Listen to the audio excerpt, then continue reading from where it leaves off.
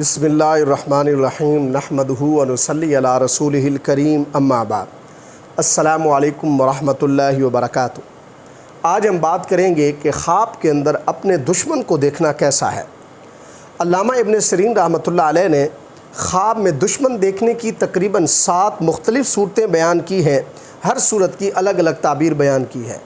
مثلا خواب میں دشمن پر غالب ہونا، دشمن سے بھاگنا، دشمن کو بوسہ دینا، خواب میں دشمن کو اپنے پر غالب دیکھنا، خواب میں دشمن کو مردہ دیکھنا، خواب میں دشمن کا نقصان دیکھنا، خواب میں دشمنی دیکھنا وغیرہ۔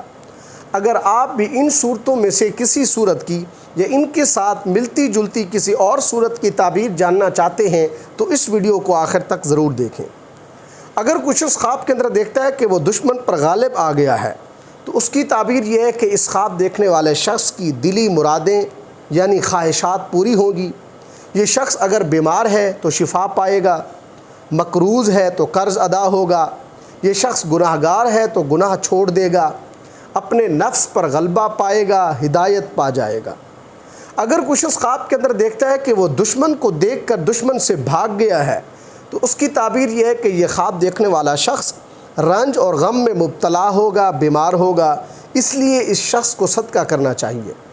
اگر کچھ اس خواب کے اندر دیکھتا ہے کہ وہ اپنے دشمن کو بوسہ دے رہا ہے تو اس کی تعبیر یہ ہے کہ اس خواب دیکھنے والے شخص کی دشمنی ختم ہوگی، یہ اپنے دشمن کے ساتھ دوستی کا ہاتھ بڑھائے گا۔